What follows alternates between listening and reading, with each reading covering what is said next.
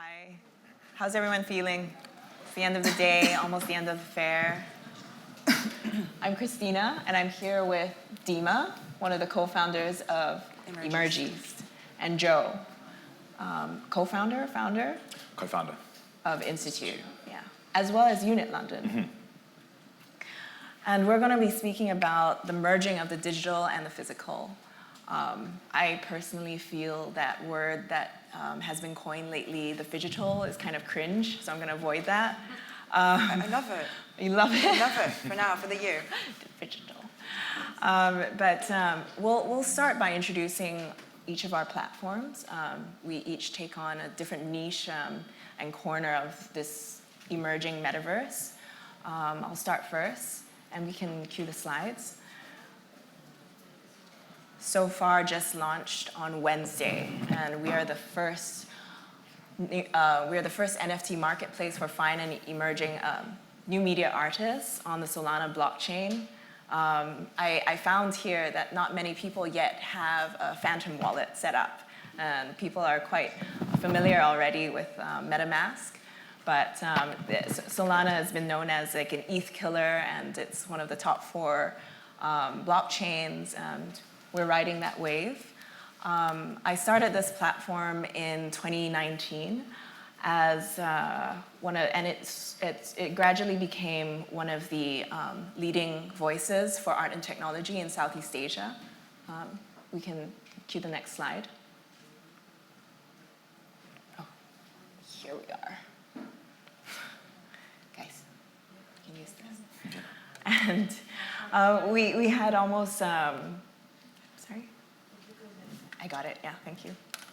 We've had the pleasure of hosting a myriad of contributors, both from the traditional art sector, as well as many other disciplines. We pride ourselves in being interdisciplinary by nature, and we've had artists and contributors, probably over 100 now, who are well-known and thought leaders in Web3, but also in art and tech more broadly.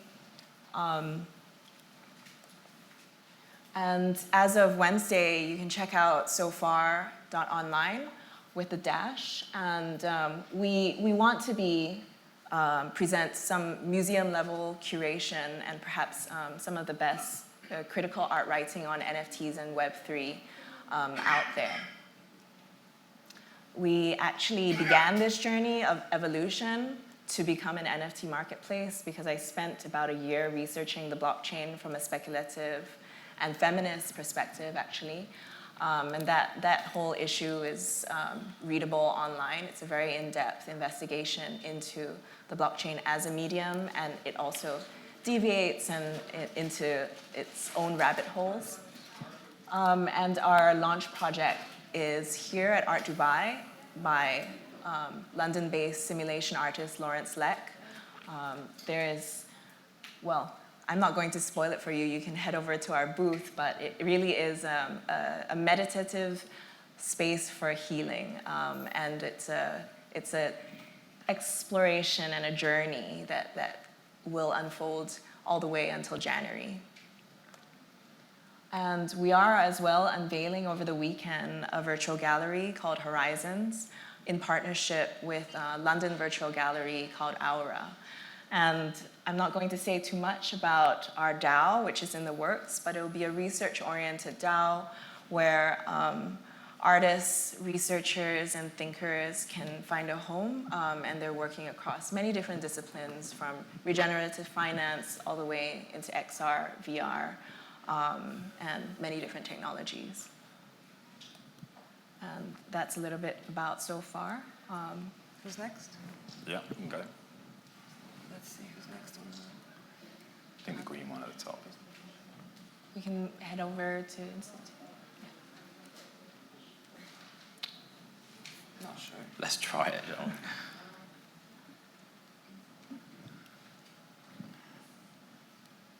I can start anyway. Sure. So my slides aren't much to look at anyway. I've just got a few images of the gallery, and I'll just talk over them. Here we go. So, okay, if we can go back. Well, this is my gallery in London. So we set up Unit London in 2013 as a sort of a reaction to frustrations within the art world. So the art world is a very centralized, hierarchical structure. And what's interesting about this space is it's essentially, the NFT space is essentially the exact opposite. It's decentralization and a lack of that kind of hierarchical, centralized system. So we're an artist-led gallery. Myself and my co-founder in 2013 were practicing as artists, taking our work to galleries, becoming very frustrated. And we operated a pop-up model where we identified artists using social media really as our kind of immediate resource to identify artists and to grow our community. At the time in 2013, we were 22 years old, didn't know anybody in the art world, we didn't come from the industry. The word collector was not part of our lexicon. It didn't make any sense to us that people would actually spend thousands of pounds on painting. So we managed to kind of develop the entire business really using social media, and the art world really didn't like social media at that point in time. Like the concept of finding artists through Instagram, promoting artists through Instagram was seen as somehow not serious, and it became a very sort of disruptive strategy within the industry. And so we were getting a lot of pushback at that time. But the gallery eventually, established itself through various pop-ups. We were doing pop-ups for 6 years, and then eventually moved into the space in Mayfair. This is an exhibition from earlier this year with Sachitra Matai, who's an artist from Guyana. It's a very, very varied program, but because of our sort of relationship with social media, the gallery has, I would say, developed a reputation for being disruptive. And as silly as it sounds in the context of like where we are right now, social media was seen as being disruptive within a very kind of archaic industry at that time. We decided in March of last year to start a NFT platform, leveraging the artistic network that we have of curators, galleries, artists, museums, institutions, to bring some kind of semblance of curation into the space. So speaking to hundreds and hundreds of NFT collectors, people in crypto, artists, other platforms, there was a real kind of cry out for curation. Lots of collectors are extremely overwhelmed by the marketplaces that are out there, and it's very, very difficult, particularly if you're not spending hours and hours on Discord and Telegram and Twitter. It's very, very hard to actually find a platform that you can buy guaranteed quality from. So in the art world, we're very used to kind of this structure of galleries working very, very closely with artists, providing strategic counsel, managing their markets, and working very strategically with them. Whereas in the NFT space, because it's so new, there's a lack of those kind of like very close artist-platform relationships, and there's marketplaces out there which are basically anybody can mint anything. And so the first time I went onto like OpenSea, I was just completely baffled. I don't know what's good. I don't know what's bad. And so we wanted to bring curation essentially into the space. Alongside that, we wanted to help bridge that kind of more traditional art world space with the digital space. And I think we're going to talk about that a little bit more in this talk, about how those communities interact and how they're different and how they might be similar. This is a show called NFTism. So when we opened the platform, Kenny Schachter, who's a curator, let's say maverick within the art world, very, very well known, very outspoken, and a huge proponent of NFTs within the traditional art world, curated a show of 120 artists, which we launched in London. It was extremely successful. It was displayed over both floors. We had some real kind of like OGs of the crypto NFT space, as well as some more traditional artists. Like we had Jake Chapman in the show, and painters, and other conceptual artists who've minted their very first NFTs. One of the great things about this space is it's very collegiate, very collaborative, and artists are very, very happy to show together with artists who may not have an existing reputation, which is a huge change from what we're used to in the art world. This is a shot of Transformations, which was another exhibition in our Mayfair space last year, focusing more on generative artists, which is now also a big focus for the platform. And this is just, I think, a nice shot of how insanely fast-moving this space is. We had an idea to set up a small gathering in London to talk about NFTs, and we had a series of panel discussions. And within like the space of a week and a half, we had an organizing committee of like 25 people. We had like more than 800 people turn up to the gallery, and people were like flipping their tickets online, and they were selling for like crazy money. There's a real appetite within the NFT space, being like, you know, tech-driven and screen-based, for you know, like events like this where we can actually get together, meet each other, find out people's real names and not just their Twitter handle names, and share ideas and share information. It's such a new space, this, and so I think these events are just super, super important for people to connect. I think that's the end of my slides there. Thank you. Thanks, Drew. Yeah. Should I just go ahead? Yeah, go ahead. So I'm the co-founder of emergist.com. It is an online art gallery for Middle Eastern artists, emerging Middle Eastern artists, and young and new collectors. We started back in 2014, me and my business partner. I'm Palestinian, she's Iranian, and a lot of our friends would say, we were in the art world at the time, both interning, we were young, just going to museums and galleries, and in Beirut, Tehran, you know, Jordan, and finding all these affordable artworks that were by rising emerging artists, and we take them back home and they'd be like, oh, but I don't get art, you know, how do you get it? And then we were really seeing a big gap here in the market that, you know, you can get art. It's just about tuning into the story. It's about taking that time. And we realized, unfortunately, there's this misconception that it's for the 1% of society, or, you know, you have to have an art degree or always have to go to galleries and feel like you know what you're asking the gallerist. So we were like, how do we create a space that's not intimidating, where people can experience art differently? And obviously, technology and a digital platform was the answer at the time. And can we, that's my job. And we just wanted to break down those barriers and get people to read, explore, browse, read about the artist, ask us any questions, and really guide them to their first purchase. And the platform started being, you know, quite affordable, starting at $100, $200. The maximum price at the time was maybe $3,000. That's grown over the last 7 years. But funny, what Joe mentioned Instagram, and it was quite, you know, a faux pas to have art online. A lot of people in the Middle East would say, but how can you buy an artwork online? Don't I have to see it? And then, you know, you remember 2003 where fashion went online and people were like, oh, how can I buy that top or those pants without trying? And look at where that was 10 years later.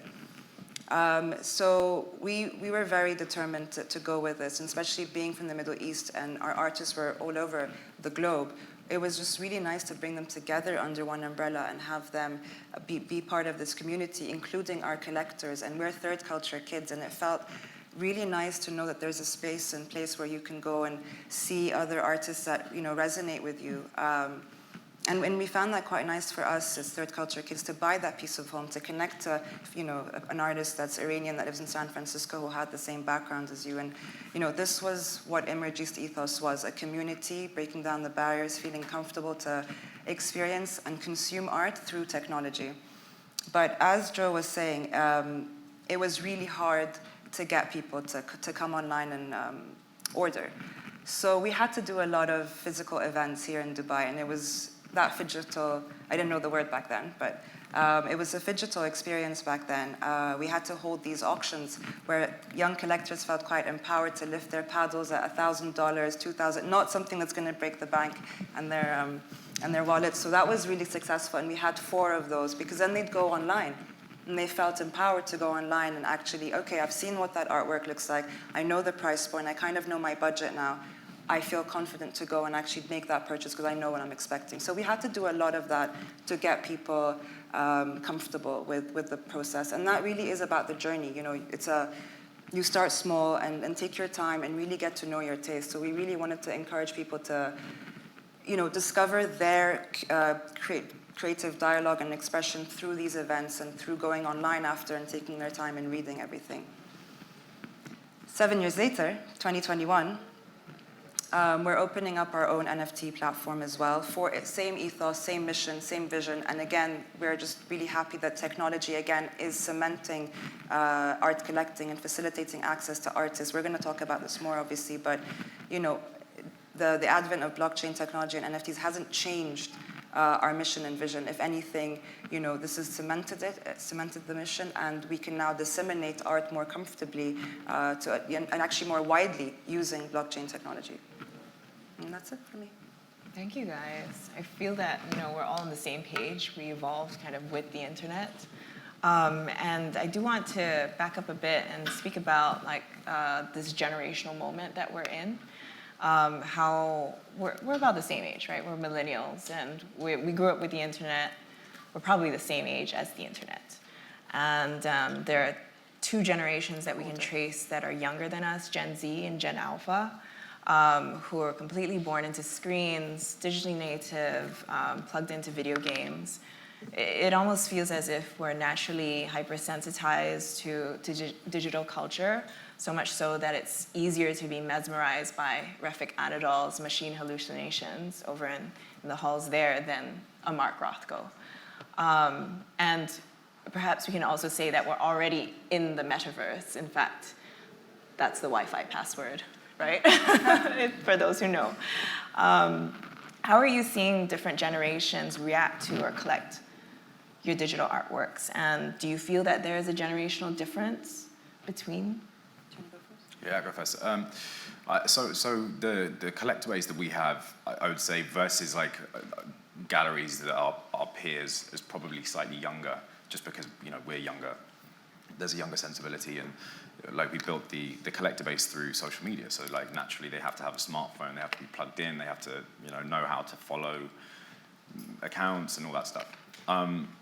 But when we launched Institute, one of our key objectives really was to build a bridge between these different communities, because the NFT collecting crowd sort of predominantly, and this may be a broad statement, but certainly in the sort of ascendance of the NFT space, they were on Twitter predominantly, whereas the art world really was on Instagram.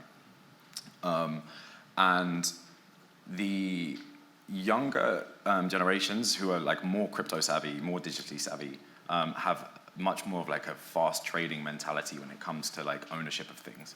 So older generations, I feel have this idea of ownership, which is very much about holding something for the long term. Collectors who build collections over decades.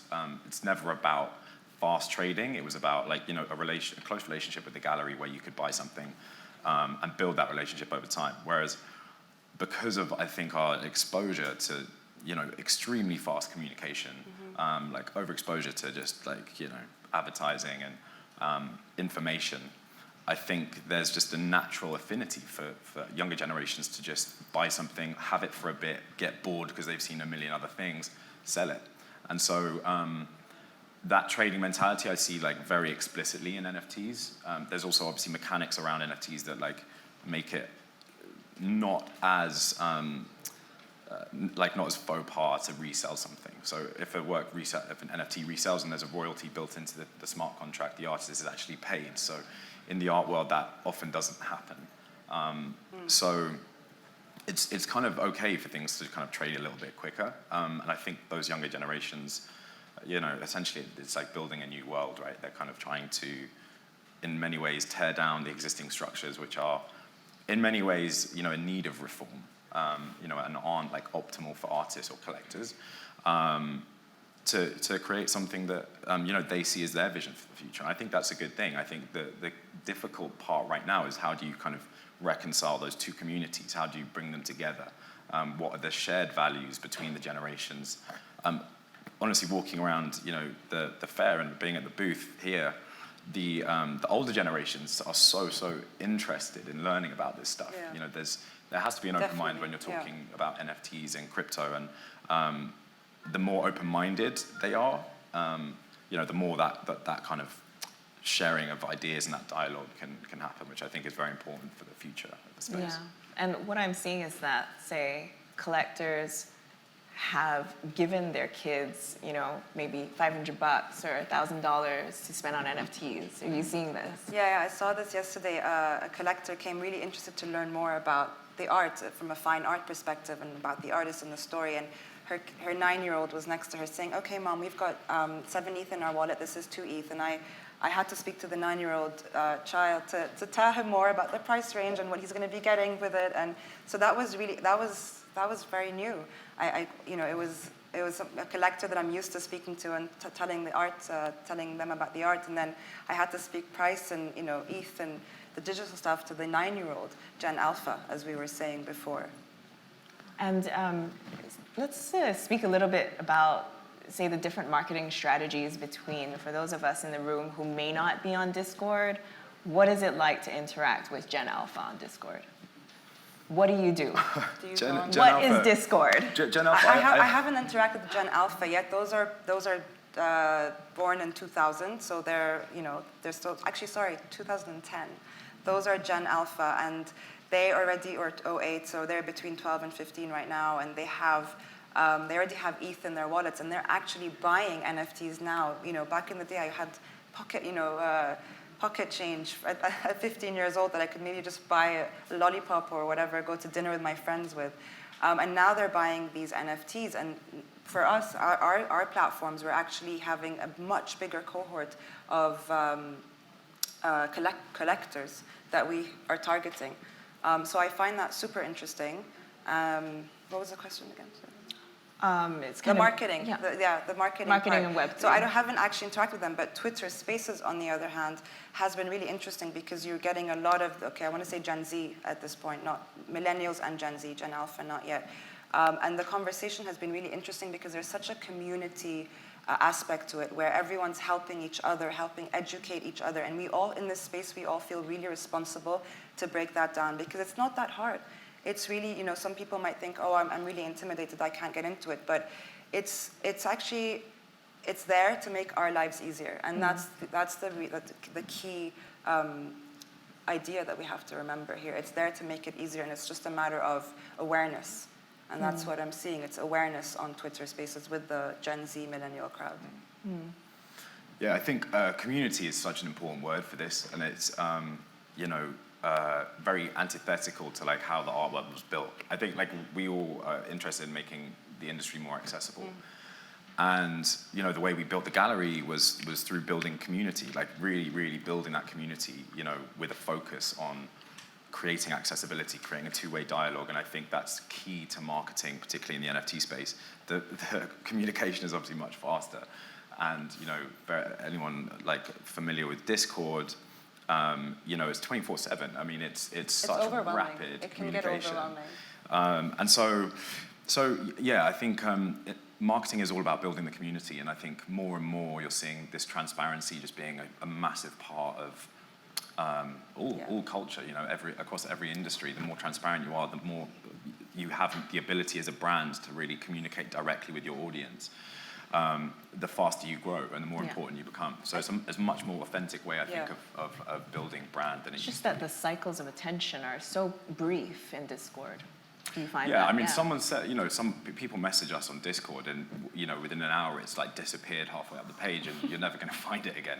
So, also the older generations, I think, will just generally struggle with that pace, and it is stressful. I think, it contributes, surely a contributor to anxiety across culture. Definitely. When you've got so many messages being bombarded at you. But the ability of the big players in the space is really about having great community managers, people who are constantly on Discord, answering questions, keeping things entertaining and interesting.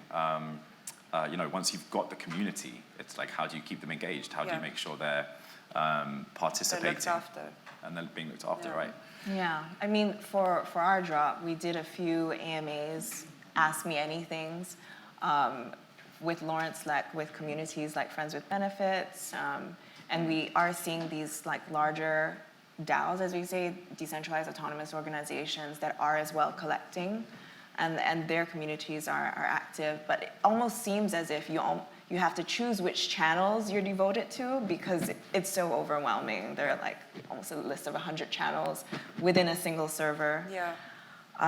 But how are you bridging that gap with your traditional art collectors? Are you onboarding them into Discord, or is there a little bit of friction? It's difficult to ask someone to download an app these days. Yeah. It's such little space, real estate on your phone. And it is. I mean, I've done this myself. I've gone from kind of help building the brand through Instagram and the gallery, and, you know, having a physical space and doing it the more traditional way, to now being, you know, just struck down with Twitter and Discord and trying to manage this really, really fast-growing community. But the demographics that I found between like traditional art collectors versus the NFT crowd, let's say, is wild. I mean, the demographics are very different. It's not just age, but it's also kind of the mentality of like what they want to do with their collections. But also they're on different platforms. So like, you know, the art world exists on Instagram, and it's like still mail-outs, emails, events. The Zoom NFT talks. space. Yeah, Yes, right. yeah. Exactly. It's like the more traditional stuff, and it's a slower pace. But it's very hard to like bring those two communities together when, you know, one is like in this vacuum on Twitter and the other is on Instagram. And it's very hard to bridge that gap. I mean, when we set up Institute, I feel like one of the biggest barriers of entry to collecting digital art is having to understand crypto. You know, there's this intrinsic link between NFTs and crypto, obviously. And a lot of, you know, like, let's say an older generation or like art collectors, they're not comfortable with crypto yet. You know, it's still extremely volatile. You know, they don't have time to understand it all, so they just go, well, I'm not going to start a digital art collection, I'll stick to paintings. And Precisely. we were thinking, you know, like, well, why should you miss out on building a digital art collection just because of this crypto link? So we developed Institute. It has a fiat on and off ramp, so you can use a credit card or a bank transfer, and we'll custody the NFT for you. So when you set up an account, you get your own wallet. And you don't have to have a crypto wallet. You don't have to buy any ETH. You can start collecting without having to go through that process. And that's a really big thing. But funnily enough, what we found was actually our traditional collectors from the gallery still didn't have the confidence, I guess, to move into the NFT space. So as soon as we launched, all of our buyers were brand new clients that we never met before. So it will take time, and I think already this year we've seen some of our more traditional collectors, you know, whereas last year they'd be asking about, oh, like, what's this all about? Now it's like, okay, what do I buy? So it's shifting, and you know, the more we continue down the space, the more curated platforms arrive, the more sophisticated and cultivated it becomes. I think it will naturally happen more and more. I think it's about creating a comfortable space as well.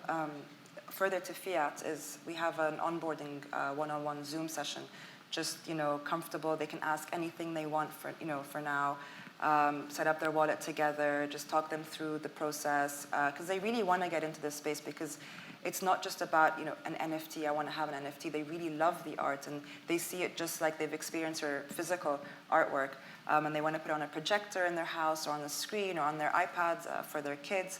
So that's really important to have that one-on-one comfortable space as well, and we're happy to keep doing that until, you know, the majority starts feeling comfortable that they too can do it, because everyone else around them in the community is doing it too. I think also just like, if you're a collector and you don't like understand the space to like a good enough like deep conversational level, the idea of you actually like displaying a screen at home and having people come over and ask you about it and you not being able to like properly explain what it is, I think, you know, that's like an awful situation, right? Like, they need to be able to like be passionate about the work and understand the space, and so like the story of the artist and the artwork. Story of the it's artist, just like a physical collection.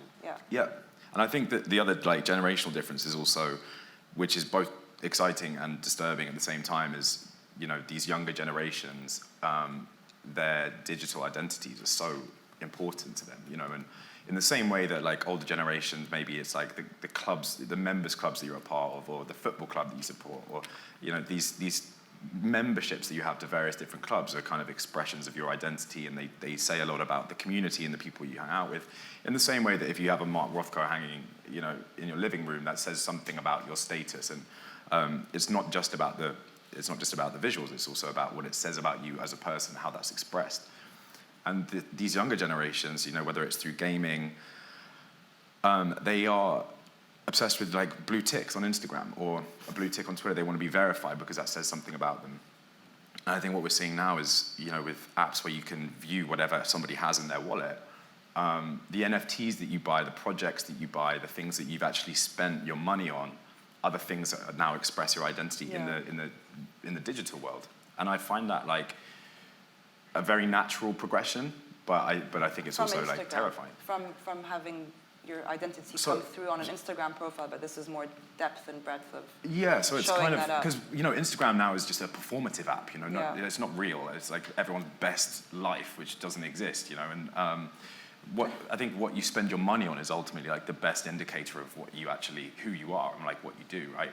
So with like older generations, I think, we've had lots of conversations the last couple of days, like, so would I get the screen with this? Do I put it on display? And actually for the younger generations, it's not even about displaying it at home. It's about having it in their wallet. Yeah. That's the value for them. It's being part of the club and the community. Whereas the older generation's like, well, what do I do with it? Do I, does it sit in the living room? Do I need to buy a screen? How, it's all those kind of more technical conversations. But I think that's the big shift, and that's where you kind of like open up into the metaverse. And that's really where the metaverse is, because the metaverse is like your avatar is everything. Yeah. Yeah. Yeah. Unfortunately, yeah. I wanted to also speak about the artists that you work with. There are definitely artists who, it could also mirror this generational gap, but there are those who are working between the physical and the digital. How are they crossing those divides, or is there a divide at all? Is there a spectrum? For the so far artists that we work with, I would say it's more of a spectrum because they're already working with many different disciplines. Lawrence Leck, he's working in simulation and VR and Unreal Engine, but he also does installations at major art fairs and biennales. For us, there's a spectrum. So we actually tried to reflect that at our booth at Art Dubai Digital. We wanted to show those who are native to the digital space, that have always been digital artists on our site since 2014, and we've been advocating new media since. And we're really happy to see that they've developed into video and animation. Two others we worked closely with over the last couple of months for Art Dubai to take them from their physical, they're traditional artists, so we're talking, miniature Persian paintings, really traditional stuff you'd see in museums, and they're quite established, and they're maybe from the older generation of artists, more established, and they were just delighted to see their artwork come to life. They obviously had to work with an animator, which is, again, that community collaborative effort that we're seeing in this space through the artist's journey and process, and just seeing for us as galleries, seeing these bodies of work come to life is really giving that story more depth and breadth, and a greater experience to see the characters of the story move. And we also have the physical counterpart next to it to really show that that marriage between how you can do physical and then take it into a digital, and that be the same story, the same message, the same just essence of it. So it's a spectrum. It's people who are really comfortable with the digital world, and then those that want to get into it because they really want to see their art come to life and grow.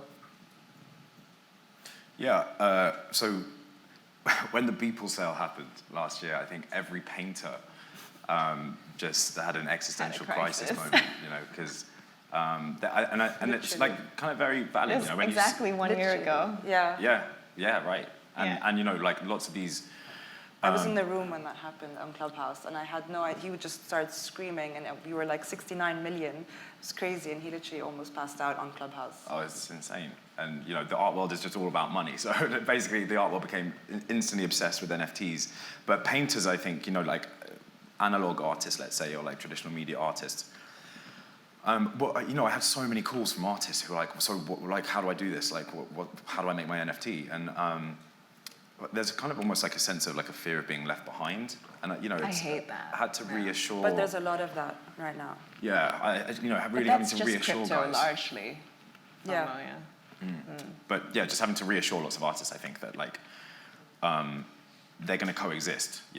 Like the analog work, painting will still exist, will still be extremely relevant, but it's like iOS and Android, right? Needs to mint an NFT. Exactly. Yeah. Exactly. But I had a lot of our artists calling us and kind of freaking out that they're not into the space, and how do they make their art into NFTs? And this is where, again, we had to calm them down and say, you don't have to it's not NFT art. NFT is just a mechanism.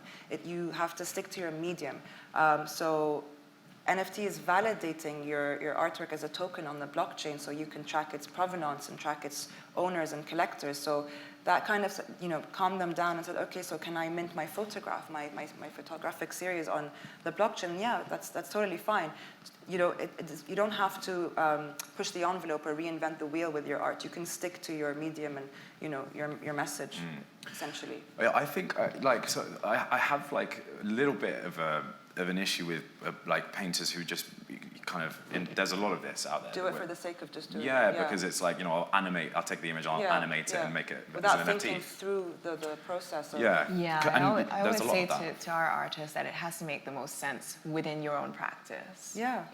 And the beauty of like what's happening really is like, good digital art has been made since like the 80s, but it's never really like ascended through the art world hierarchy. Yeah. It's never been fully embraced by big galleries, big museums, aside from like patronage situations.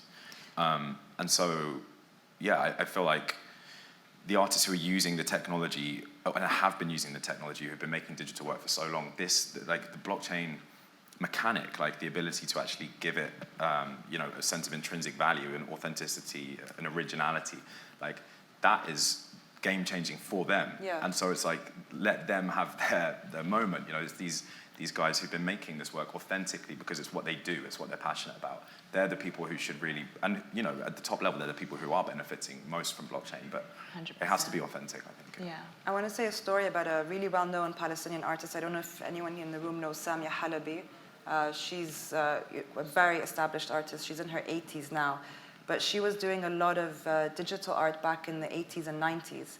But obviously no one at the time understood what it was or considered it art even.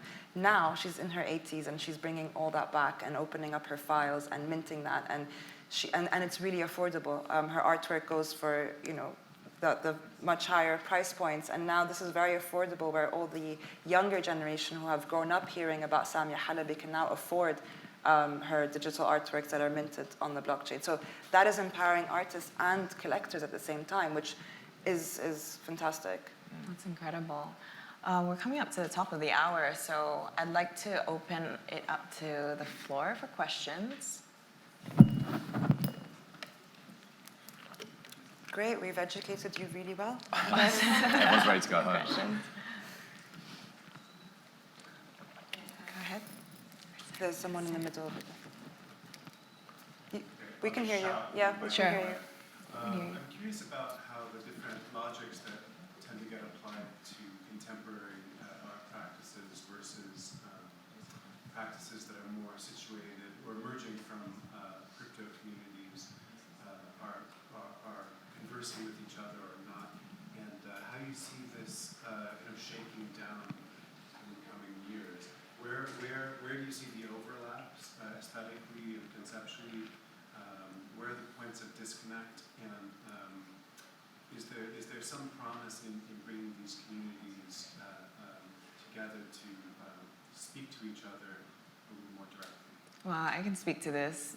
There's been a lot of translation for us and how we've related to, say, the more crypto and gaming native collectors. When we describe Lawrence Leck's work to them, it's more like, oh, hey, this looks like Elden Ring. There's kind of lore behind it. And then when we speak to traditional art collectors, we say it's a vibrant virtual world of healing and journeying. So it's just a different lingo, but what about you guys? I think, it's definitely a different language. I mean, I think also there's, the contemporary art system is, like I said at the beginning, it's very centralized, and there's decades of academia that can sort of validate artists, and artists get a museum show, and then they're in prominent collections and public collections, and that's how they become established, and ultimately how they build their value. And in the NFT space, that doesn't exist yet. It's so new that there's no academia that can really it's coming, but there's no academia right now that can really contextualize and articulate value and what's good and what's not. And when the first marketplaces kind of burst onto the scene, you had all these brand new aesthetics for the art world that had never been embraced by the art world. These video game aesthetics and very neo-gen and in your face. And I think that was, in a way, it felt so radical that it almost really kind of put people off, because it was so opposite to the aesthetics that people were used to.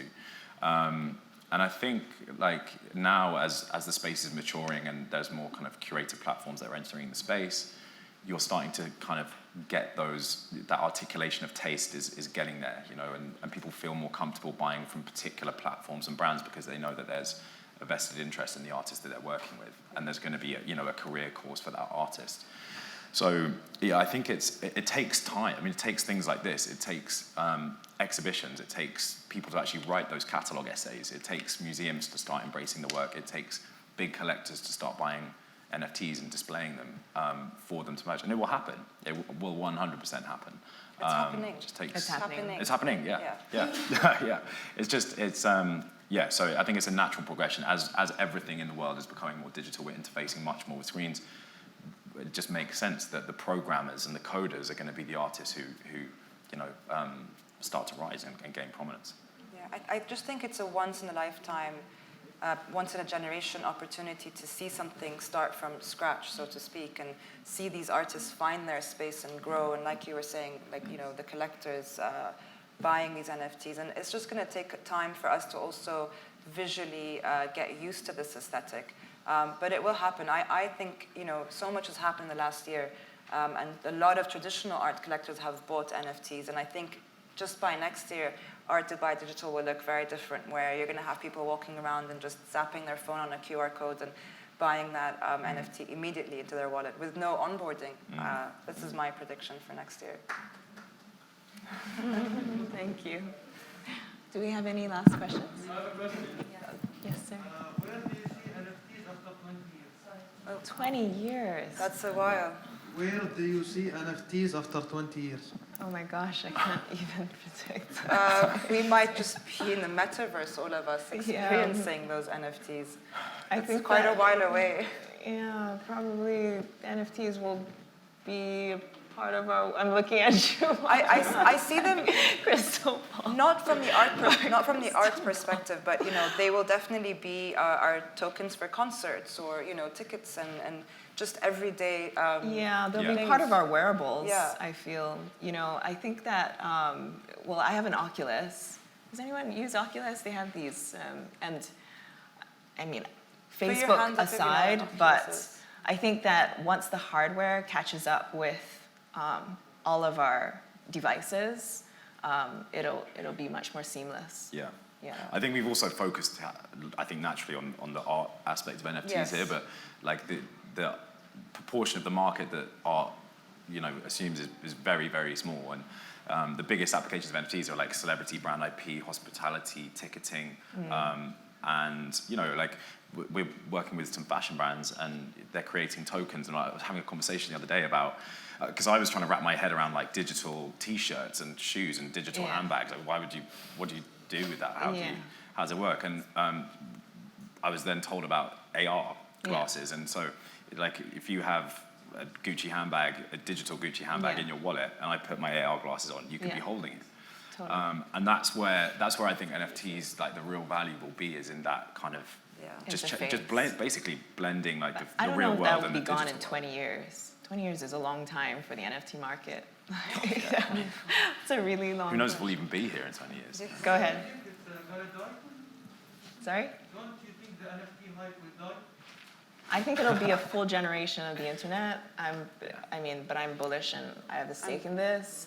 No, I think, like, as you know, like we're saying, like the digital native, like the younger generations are, they have a totally different experience to us. Like they have grown up with screens and interacting with screens, and so the idea of like digital ownership of things is just going to be their modus operandi. It's not going to be, you know, they won't know any different. So it doesn't make sense in my mind for them not to continue to kind of permeate every aspect of It's kind of also an argument that major platforms like Facebook and Twitter and so on had their moment about 10 years ago, and that moment is starting to kind of pass away as this new creator economy or on-chain economy is emerging. So I would give it about 10 years. Really? Yeah. But do you not think that even if the tech is so useful for things like artists, for provenance, for But I think by 10 years certificates, that will totally evolve as well. Yeah, okay. Yeah, give it a 10-year generation. That's just my own kind of prediction, but yeah. That's bearish. No, it's just a generation. Yeah, no, I mean, 10 years, I mean, I think it's Yeah. moving so fast. Yeah, so I think so 10 years, I generation. mean, it's I very think in hard. 3 years' time we'll be in a different landscape as For well. sure. With the I mean, technology like, that's that's being why developed. I was a Yeah. bit shocked by that question because, like, It's in too far Discord, out. 1 month and your Yeah, project's yeah, gone, right. you Yeah, know? yeah. Every day there's something True. new in Yeah. space. So, like, for 10 years, I mean, it's difficult to know. It'll Yeah. probably be on the moon. In 5 years, yeah. Right. Yeah. Any Thank- other questions? Any other questions? Yeah.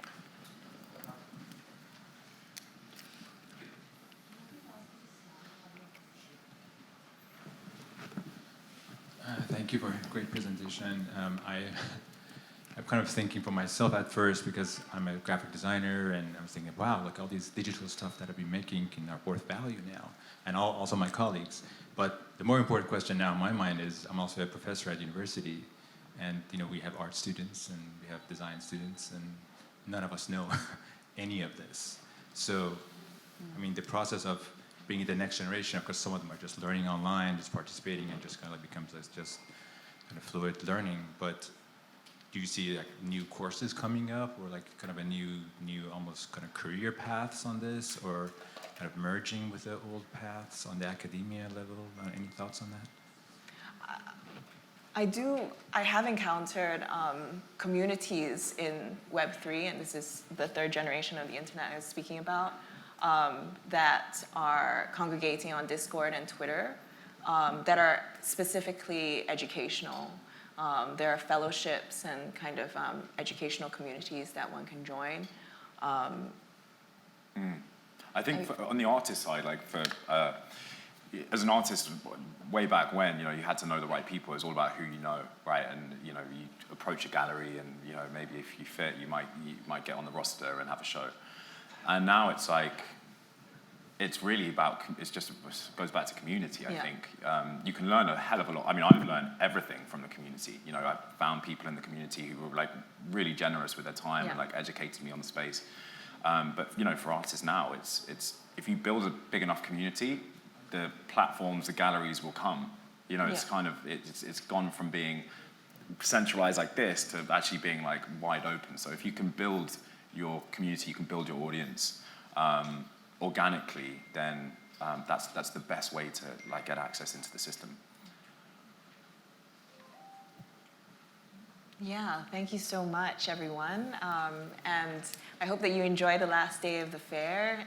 Thank you for joining the Global Art Forum, and kudos to Shuman Basar for organizing this, as well as the Bybit Talk series.